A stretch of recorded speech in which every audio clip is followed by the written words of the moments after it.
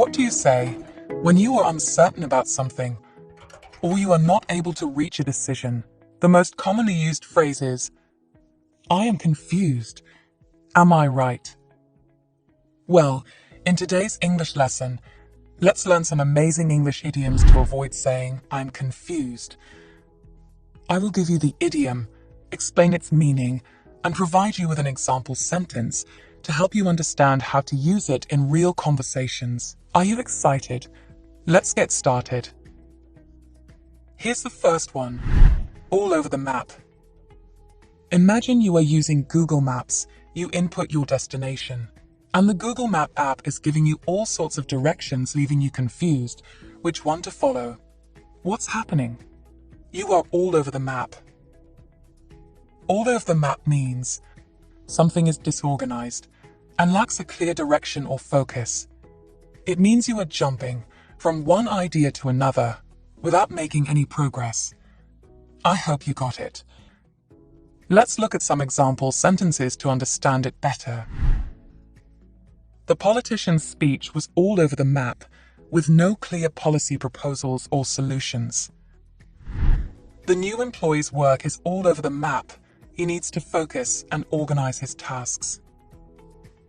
Let's move on to the next one. In a fog. In a fog is used to describe a state of confusion or uncertainty about something. If someone is in a fog, they are unable to think clearly or make sense of what is happening around them. Here are some example sentences. After staying up all night studying, I'm in a fog and can't remember anything I learned. The company is in a fog about its next steps as sales have been declining and the market is changing rapidly. Have you ever been in a fog? Write a sentence using this idiom in the comments and let me know. Up next is mixed up. Mixed up is used to describe a state of confusion or disorder. We mostly get mixed up because of a mistake or some misunderstanding. If someone is mixed up, they are usually confused or disoriented about something. Take a look at these example sentences. I'm sorry, I must have gotten mixed up with the dates. The event is actually next week.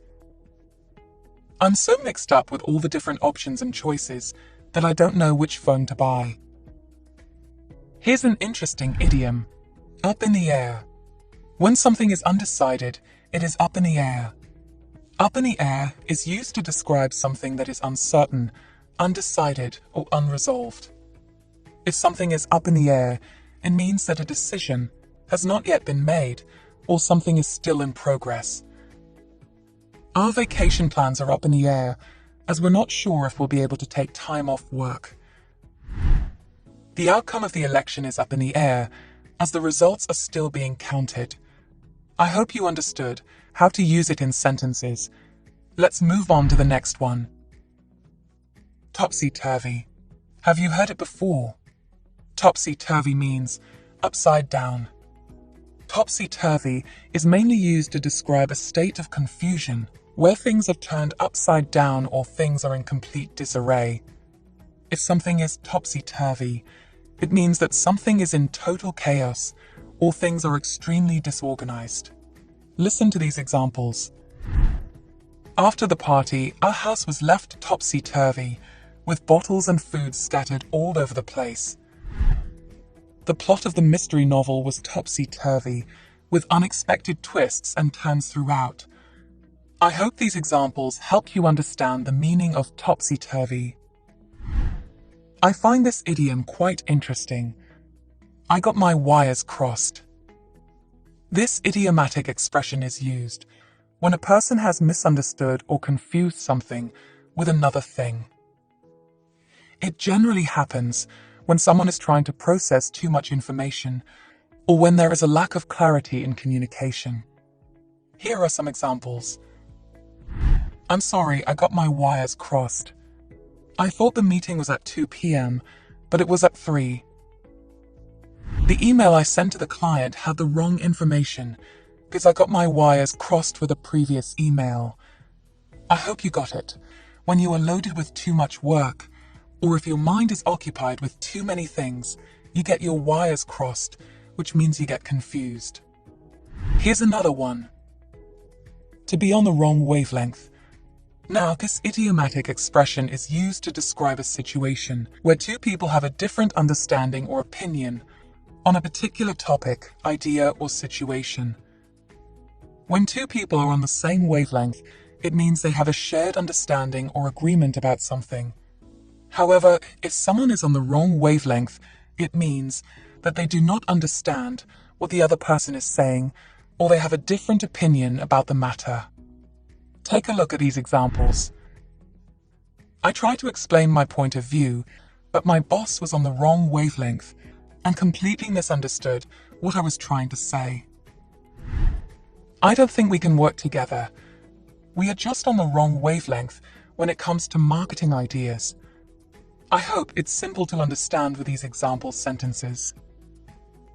And the last idiom for today's lesson is to bark up the wrong tree. In simple language, it means to knock at the wrong door, asking for help. This idiom means to waste your time, money, and energy running after something that will not give any positive results. Imagine you ask your friend for some money and your friend has just lost his job. It means you are barking up the wrong tree. Your friend himself is broke and doesn't have any money to lend you. I hope you got it. Here are some examples. If you think I can help you with making presentations, you're barking up the wrong tree. I'm terrible at it. Here's another example. I was looking for my lost phone in the park, but it turned out I was barking up the wrong tree. I had left it at home. That's all for today. Idioms are a fun and interesting way to express yourself in English.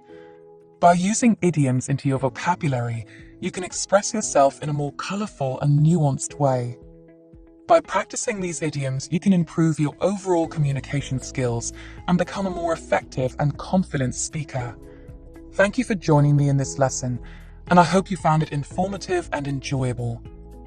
I will see you soon. Keep learning and keep practicing English.